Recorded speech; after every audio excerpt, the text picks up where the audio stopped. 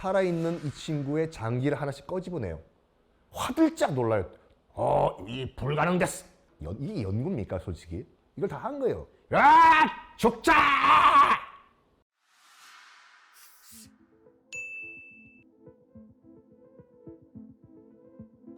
여러분 안녕하십니까? 의학 역사의 썰 진행을 맡은 썬킴 인사드리겠습니다. 현재 우리가 누리고 있는 의학의 혜택과 발전, 그리고 간단히 치료할 수 있는 질병들, 이것이 불과 몇백 년 전만 하더라도 불가능한 일이었다라는 걸 여러분 아십니까? 오늘은요, 약간 무거운 주제입니다. 인간의 그런 악함이 어디까지 갈 수 있을까라는 이야기를 좀 드릴까 하는데요. 요제프 맹겔레라고 다 아시죠? 죽음의 천사. 그 나치의 군의관으로서 수많은 생체 실험을 했던 그 악마는 다 아실 건데요. 그거를 뛰어넘는 악마가 일본 제국주의 시대 때 일본 군의관 또 있었다는 사실 아십니까? 여러분 731 부대라는 건 다 들어보셨을 거예요. 수많은 조선인, 일본인, 그다음에 만주인, 그다음에 몽골인 각종 포로들을 상대로 생체 실험을 했다는 정도는 들어보셨죠? 어느 정도 잔인했고 어떤 실험을 했는지 혹시 아십니까? 오늘은 그 얘기를 좀 해볼까 합니다. 1920년대가 어떤 시대인지는 아시죠? 이것이 세계 대공황이 닥쳐가지고 미국뿐만 아니라 전 세계 경제가 다 폭망을 했던 시기였어요. 그래서 당시 일본 그 정부에서 어떤 생각을 했냐면 가만히 앉아서 망할래? 안 그러면 이 위기를 기회로 우리가 한번 삼아볼래? 그럼 기회로 삼자. 어떻게? 만주 점령하자. 왜? 물건을 만들었으면 팔 데가 있어야 되잖아요, 시장이요. 그래서 만주를 점령한 다음에 이거 만주를 식민지로 해가지고 여기다 물건 갖다 팔든지 하자. 그래서 어떻게 할까? 하자. 해서 1931년도에 만주를 침공합니다. 이른바 만주사변이에요. 근데 문제가 생겼습니다. 만주가요, 이 시베리아 기단의 영향으로 굉장히 추워요. 여기도 비가 안 내려요. 건조한 만주 벌판이기 때문에. 추운데 비 안 오죠? 목욕 꿈도 못 꿉니다. 목욕을 안 하다 보니까 각종 질병들 창궐을 해요. 일본군 부대 안에서. 오죽했으면 당시에 전투를 벌이다가 죽는 일본군보다 뭐 전염병 걸려서 죽는 일본군들이 더 많았어요. 그래서 일본 정부가 어떤 명령을 내리냐면, 야, 거기 방역 급수 부대 만들어 가지고 깨끗한 물 만들 수 있는 뭔가 만들어 봐. 해서 방역 급수 부대를 만듭니다. 지금 하얼빈 근처에요. 이 방역 급수 부대 이름이 731 부대였어요. 맞습니다. 731 부대는 처음부터 인체 실험하던 그런 부대가 아니었어요. 물 깨끗하게 만드는 걸 연구하는 부대였어요. 그런데 여기 한 인물이 등장합니다. 이시이 시로라고 의학 천재였어요. 도쿄 제국대학교 의대를 수석 졸업을 한 친구였는데 굉장히 권력욕이랑 출세욕, 그다음에 돈 버는 거, 여기에 관심을 가졌던 나쁜 삐이에요. 딱 봤어. 내가 출세를 하려면 뭘 할까 하다가 마침 그때 유럽에서는 1차 세계대전이 터졌거든요. 이때 인류 역사상 처음으로 뭐가 등장했냐? 독가스가 등장했어요. 독가스가. 이걸 딱 본 거예요. 아, 독가스를 내가 연구를 해볼까? 해서 유럽으로 건너가요. 이시이 시로가. 거기 너 독가스 뭐 관련 자료 좀 있으면 좀 보여달라고. 동맹국에서 왔으니까 조금씩 보여줘요. 쫙 자료를 모아요. 이시이 시로가. 그리고 판단 내립니다. 일본은 멀었다. 화학무기를 만들기 위해서는 아직까지 기술이 딸린다예요. 이시시로가. 그럼 뭐 하냐? 유럽에선 독가스 화학무기 쓰지 우리는 세균전으로 승부를 걸자 해요. 그러면서 뭘 연구하냐면 요 이시시로가 일단 당시로서는요, 출세하려면 일본에서 군대 들어가야 돼요. 일본 제국주의니까요. 그래서 군 의관으로 들어갑니다. 그래서 뭐 하냐면 그 도쿄 육군병원에서 이 얘기를 하는 거예요. 제가요, 이렇게 하니까 세균전을 하기 위해서는 탄저균을 이용하는 것이 가장 효과적일 것 같습니다. 탄저균, 영어로는 앤트락스라고 하죠. 이게 거의 인류 역사와 쭉 함께 해온 균이에요. 깔려 있어요, 여러분들. 흙에 살아요. 그냥 퍼서 배양하면 돼요. 흙이요. 초기 증상이 그냥 감기와 비슷하거든요. 하다가 너 감기 아니야? 그런 것 같아. 조금 심하면 너 독감 아니야? 그런 것 같아. 하다가 각혈하고 죽어버리거든요. 나중에 시간 지나서 그 탄저균을 뿌려버리죠. 뿌리는 입장에서 봤을 때도 발뺌할 수 있어요. 감기 아니냐고. 그러니까 이시시로가 그 명석한 물을 이쪽으로 굴려버린 거네.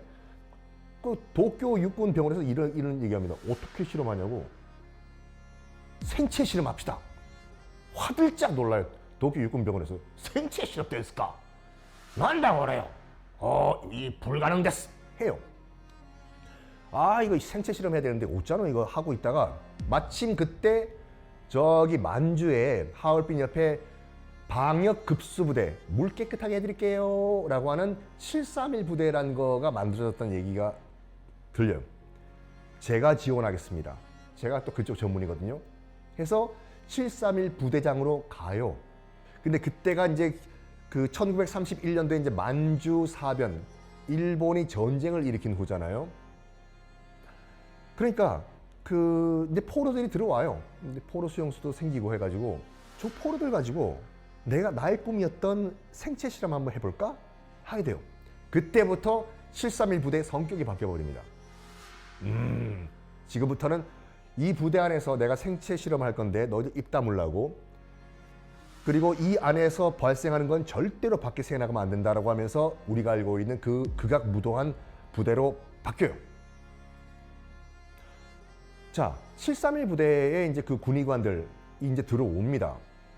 이 나쁜 이시시로를 비롯한 이런 군의관들이 뭘 시키냐면 마루타라고 들어보셨죠? 마루타가 일본어로 통나무거든요. 왜 통나무냐면 일단 끌고 들어와요, 포로를요. 다 발가벗긴 다음에 머리 빡빡 밀게 만듭니다. 이걸 멀리서 보면 통나무 같이 보여요. 그래가지고 이 생체 실험의 대상자들, 희생자들을 마루타라고 불렀어요. 통나무라고. 가장 죽기 직전에 마루타를 데려와요. 비실비실한 애를요. 그리고 때려 죽이라고 해요. 그게 통과 의뢰였어요. 일본군 사교양, 무슨 후쿠오카에서든 뭐 도쿄에서든 뭐 내 이름이 나카무라든 야마모토든 와가지고 나마에 와 난데스까? 하이 야마모토 데스. 야마모토 이리 와. 너 얘 패 죽이라고. 해? 난다 그래요. 패 죽여야 돼요. 아니면 얘가 죽어요. 그래서 죽을 때까지 패요. 한 명이 나한테 맞아 죽죠? 그럼 그때부터는 사람으로 안 보여요. 이게 점점 하면 그냥 내 업무가 돼버리는 거예요. 자, 이때부터 이시시로가 그 탄저균 같은 세균전 테스트를 합니다. 살아있는 마루타를 마취도 안 하고 팔다리를 다 묶은 다음에 살아있는 마루타의 심장에 청진기를 댄 다음에 얘가 두근두근 심장이 뛰겠죠. 그 상태에서 배를 갈라요. 배를 가른 다음에 살아있어요. 살아있는 이 친구의 장기를 하나씩 꺼집어내요. 그리고 그 안에 탄저균을 이렇게 넣어봐요. 어느 정도 효과가 있는지. 여기까지. 그리고 731 부대, 그러니까 하얼빈 외곽에 있는 요 마을에서 이상한 소문이 들리는 거예요. 저 731 부대 안에서 계속 비명이 들린다고. 그래서 슬슬 이사를 갈 준비를 해요. 일본군이 막습니다. 어딜 가려고? 못 가! 못 가게 한 이유가 있어요. 탄저균을 갖고 와가지고 몰래 뿌려요, 마을에. 그래야지 테스트가 되잖아요. 몰래 요 정도 뿌려봤을 때 몇 가구가 걸리는지, 요 정도 이렇게 뿌렸을 때 몇 가구까지 번지는지, 요 정보를 얻어야지 이걸 무기화시킬 수 있는 거 아니에요. 이거를 이시시로가 합니다. 해요. 그리고 또 뭐 어떤 실험을 하냐면 이거 해요. 놀랍게도 그 매독 실험을 합니다.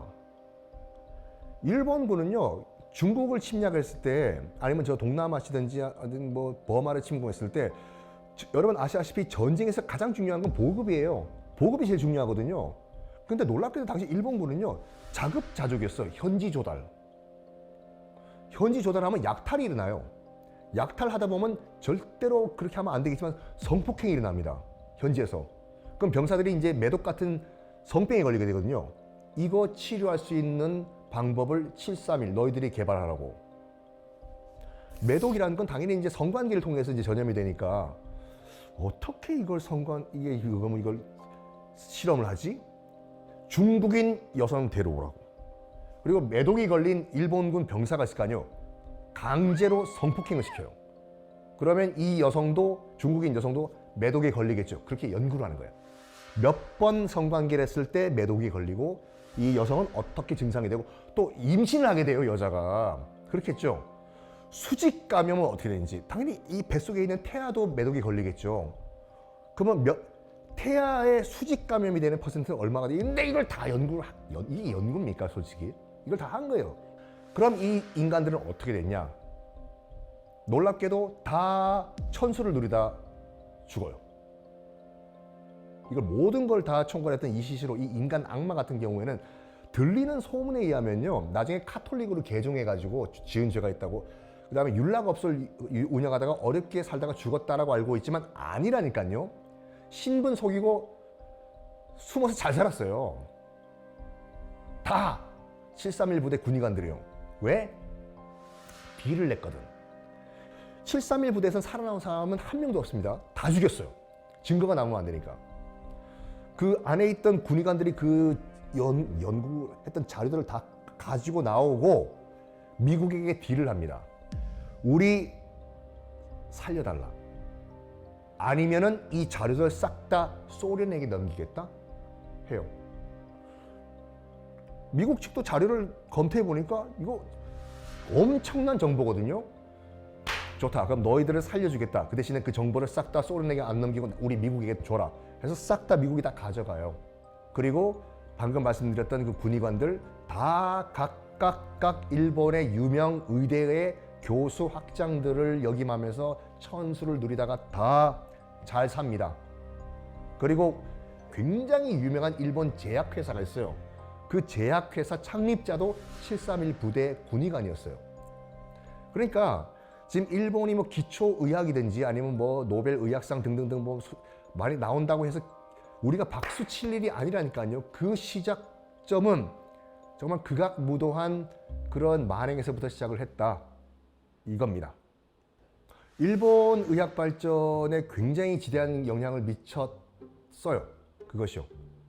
일본 기초의학 발전에 큰 도움을 준 거는 팩트고, 그 예를 들어 가지고 이제 정로환, 세이록강 이런 것도 일본의 이런 기초과학 발전의 이제 산물 중에 하나거든요. 왜 정로환이냐면은 러일 전쟁은 대부분 다 이제 그 지금의 만주와 대련, 요동반도에서 이제 그 실시가 됐어요. 뭐 대련, 여순, 그다음에 심양 이렇게요. 거기 파견된 일본군들이 물을 갈아먹다 보니까 당연히 설사를 많이 했겠죠. 그러다 보니까 그거를 멈출 수 있는 지사제로 개발된 것이 정로환이거든요. 그래서 이 정로환 덕분에 일본이 러일 전쟁에서 승리를 했다라고 일본인들이 얘기를 해요. 그러면서 그때까지만 해도 이름이 정로환이 아니었어요.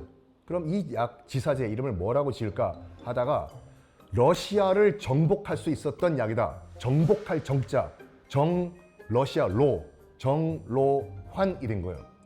물론 지금 우리나라에서 쓰는 정로환은 정복할 정이 아니라 바른 정의가 그걸 쓰거든요. 그래서 이거를 우리가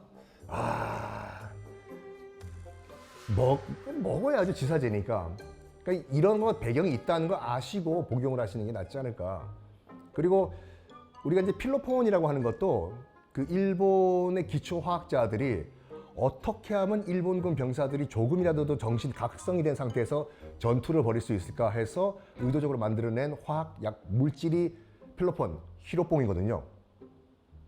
그 대표적인 케이스가 이거예요. 가미가제 특공대라고 해가지고 자살 특공대 있지 않습니까? 비행기 몰고 가서 꼬라박고 죽어라. 이때 마지막으로 일본군 장교들이 그 어린 병사들에게 두 개를 줬어요. 하나가 뭐냐면 일본 왕이 주는 마지막으로 주는 술잔이다. 그리고 필로폰을 탄 물을 줘요. 마시고. 그럼 얘가 각성이 돼가지고 죽자! 약에 취한 상태에서. 그래서 일본의 기초 과학과 의학이 상당히 많은 발전을 이룬 건 맞는데 그것이 쓰인 분야가 그렇게 바람직하진 않다 이거죠. 자, 오늘은요 간단하게 이제 이 얘기를 드렸습니다. 의학 발전에서 윤리가 어느 정도까지 우리가 허용을 할 수가 있는지 뭐 실험을 해야 될 거 아니에요. 동물 실험이든지요. 결과적으로 우리 인류에게 이득이 되는 뭐 여러 가지 의학적 발전이 있다고 하더라도 여기에 시작점이 그런 극악무도한 행위였다면 우리가 이걸 어떻게 평가를 해야 되는지 이거를 의학의 역사의 관점에서 여러분께 화두를 던져드리면서 저는 마무리하겠습니다. 감사합니다.